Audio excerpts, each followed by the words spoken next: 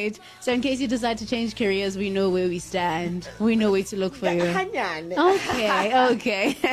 12 minutes after 6. Welcome to the third and final hour of the Cheerful Tuesday edition of Hope Alive Breakfast. Ushering us into it was Cynthia Erivo coming through with Stand Up. Turns out it's our guest's favorite. Who would have thought? It's time for Guest Lounge, and joining me in studio is Bossa Deputy Leader Nobuntu Webster. Good morning. Good morning. Thank you so much for making the time to join us. You clearly got the memo, looking bright and all. Thank you. I don't always look bright. I'm usually like a black and neutral skin. Yeah. We love the flowers. It's still summer. We love it. Yeah. Still summer. Thought I'd be, a little bright this morning. Okay. Needed it. It's been a hectic couple of days. Yeah. So I needed something to wake me up. We just came from the manifesto launch. Yes. The jobs plan. Yes. That happened this past Sunday at Victoria Yard. Yes. I was there. We spoke briefly. Yeah. Perhaps for the benefit of the listeners, can you just paint a picture of what that manifesto launch was like? Oh, the manifesto launch was really, really great. I think that it exceeded our expectations. For instance, we had expected about 2,000 people, and we had over 3,000 people who came on the day. We had been intentional about having it, first of all, at Victoria Yards, which is an entrepreneurial space. Because at the core of our jobs plan is the issue of entrepreneurship and the issue of small businesses and focusing on small businesses. We had made sure that it was within a community. We wanted to be at the heart of a community. And that community of Bertrams is one of the communities where we've done quite a bit of work and we've got a lot of builders and activists that are there. And so it was great to have the community there. It was great to have people who are part of Bossa, who are, members and activists, come from all the way from Limpopo. Some came from the Free States, Northwest, KZN. And that was incredible. But more than anything, there was just an air of hope. There was an air of hope. And what we would hope is that from everything that we shared, on Sunday, South Africans know that there is hope and that there is an alternative for change in this country. Your leader, Musi Maimane, made really, really big statements on Sunday, talking about, one, a job in every home. Two, he also spoke about 2 million jobs in 5 years. Perhaps unpack that for us in a country where unemployment is so rife. How does Bossa intend to create those 2 million jobs? So first of all, the way we've done it is, you speak about a job in every home, is we have looked at the number of households that we have in South Africa. And so we have 18 million households in South Africa. And when you look at that, there's about 3.3 people in each household. And when you look at the gap that we have as it pertains to unemployment, in order to make sure that we fill that gap, to have a job in every home, you would need 2 million jobs. So that's where the 2 million comes from. And then in terms of how you create the jobs, first of all, we can never talk about the economy or job creation without looking at the inequalities that exist in this country. So we have very real inequalities, and so we have to make sure that we are looking at the basic levers for upward income mobility for the people of South Africa. And those include issues like education, issues like basic infrastructure and basic services. You cannot be on your way to moving up in terms of income, in terms of growing the economic potential of your household and of your community, if you don't have those basic issues in place. So that's the first thing that we've looked at.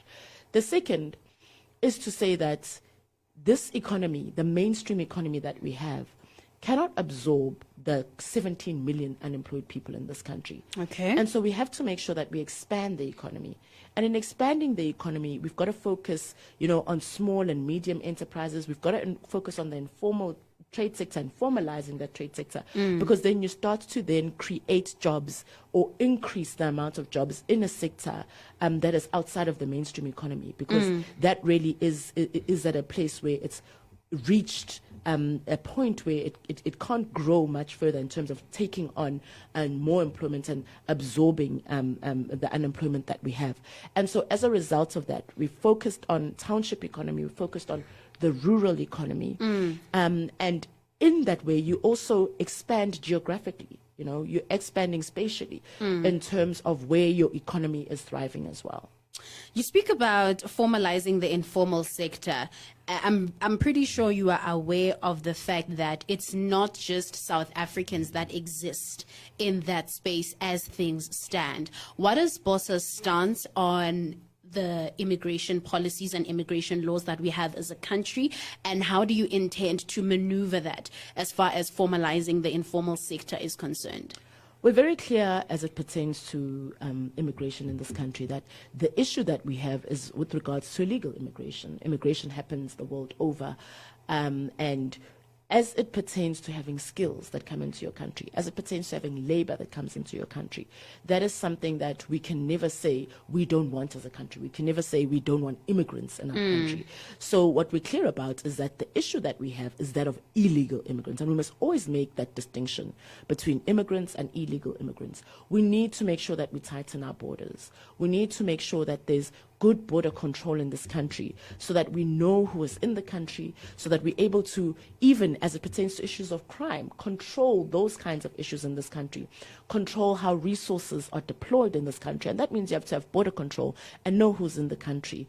But as it pertains to immigrants, we as South Africans say the issue is with governance and efficient governance that is not able to control the influx of illegal immigrants in this country, and that's what we must deal with, versus saying that we must make sure that we're deporting everybody. No, what we must make sure of that is that the people who are here illegally, and we deal with the issue, are here legally, and we deal with the issue of those who are here illegally.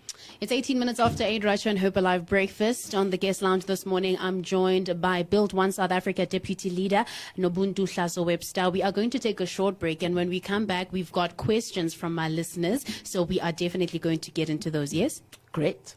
Welcome back. You are still tuned into the Cheerful Tuesday edition of Hope Alive Breakfast. Thank you so much, Nobuntu, for staying with us. Let's get straight into the questions. So we've got one coming through saying, "Hi, Slu. This may seem like a silly question, but maybe you could ask if they are running as independents or as a political party in these elections." Definitely not a silly question. I think, there's something that we often have to clarify because we've taken on a different model as it pertains to, how we've structured our party. So we have invited people, communities, to nominate leaders that they believe should be running for parliament, or that should be candidates for parliament and for provincial legislature. What that means is that you can nominate a candidate, or someone can nominate you, or you can nominate yourself. But the process is that you would then have to be endorsed by 1,000 people. You need 1,000 signatures to become a candidate. And you would have to go through a process. There's selection criteria and a process that we take you through. You become shortlisted and you're an aspirant candidate. Then you go through a panel review. So those are, some of them.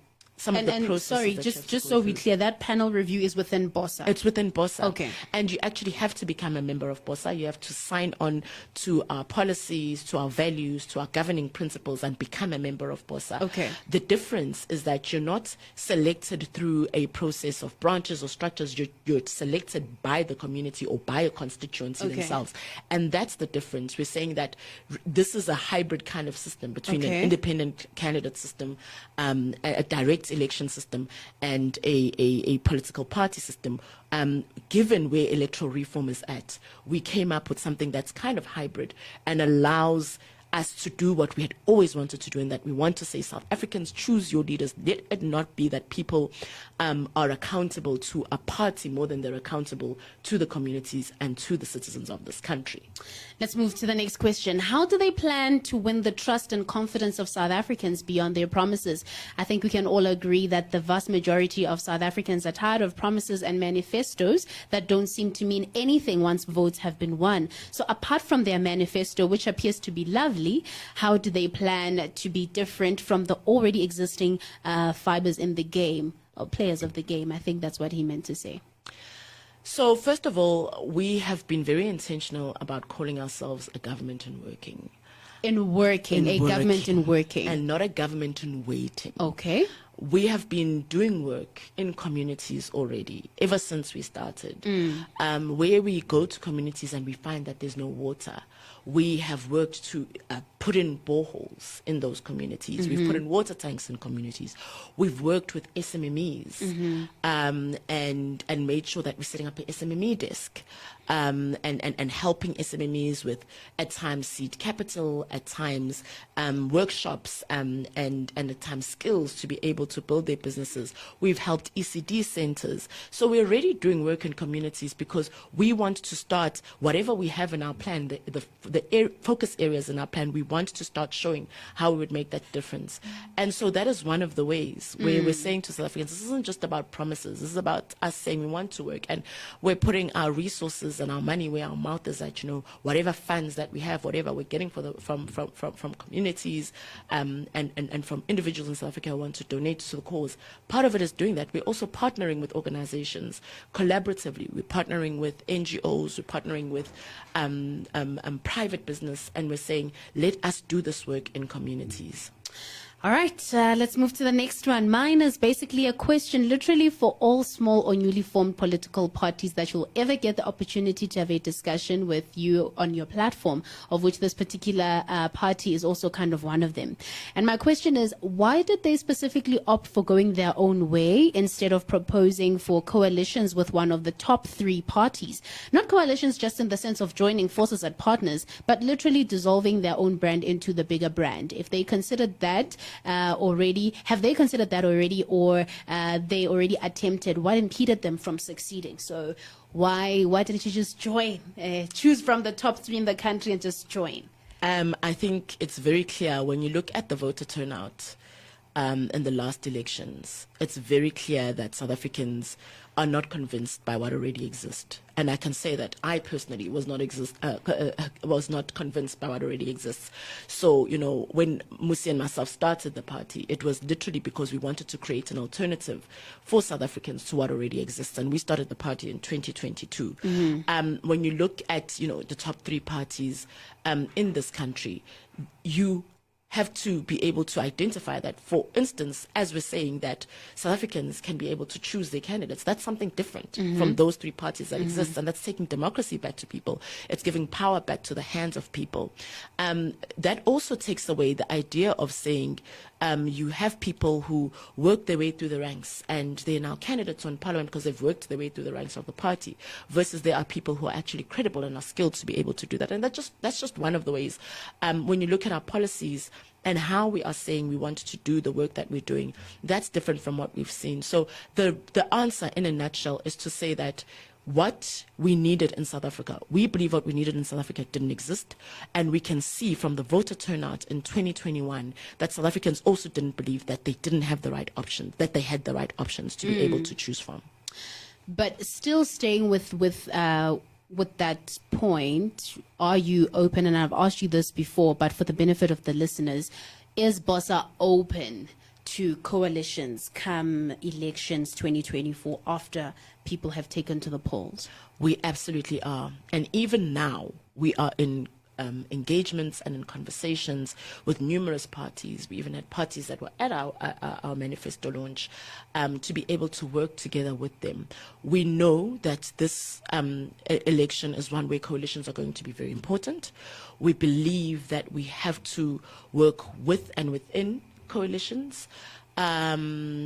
We believe that it is important that we start now working together and building the muscle to be able to work together. So even with other parties now, our conversation is how do we collaborate on even the issues that we are driving and the issues and challenges that we are addressing? How do we work together on that to be able to start to build that coalition muscle of working together and making sure that we are aligned? What we have always underscored is that whoever we work with, we have to align on values. We have to align on governing principles, and we have to align on policy to an extent to be able to say that we've put a plan on the table, and these are the priorities that we believe we have to look at for South Africa, and we have to align on that with those parties.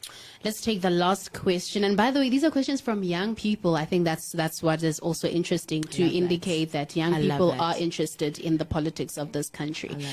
Good morning, colleagues. Good morning.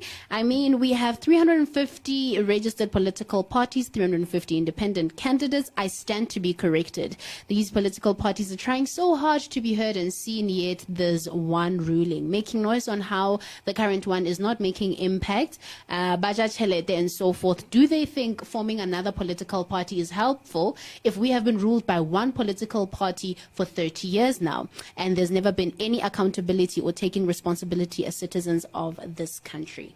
What do you have to say to that? I think that that's a valid question for people to ask.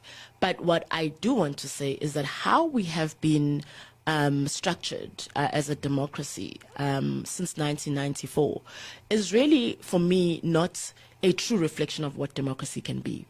Having one ruling party, having one dominant party over such a long period of time, that is 30 years, is what has led us to where we are at. Democracy is about constituencies being heard. And so as we talk about coalition governments, and as we now start to form coalitions, as messy as it has been in some instances, we can also look back at the government of national unity, which when you look at it, worked for South Africa at that time. And we need to go back to that thinking and to say that democracy is a representation of the people. And it is important that we have the voices of people heard, the diverse voices of people heard. And so when you have a government that is a coalition government, when you have a government that represents various diverse interests of South Africans, then you have true democracy.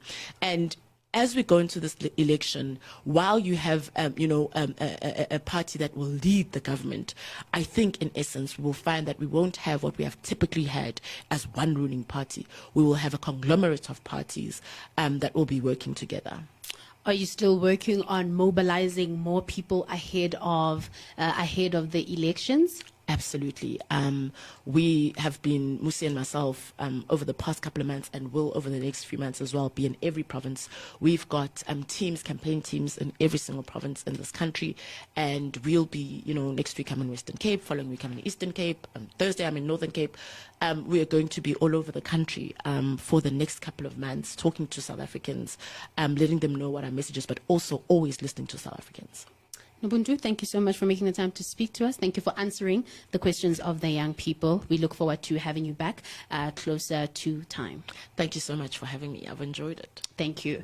It's exactly 8:30 right here on Hope Alive Breakfast, and that wraps up Guest Lounge. Joining me this morning was Build One South Africa Deputy Leader Nobuntu Webster. Let's pay some bills, and it's time for In Concert With. Let's have some fun.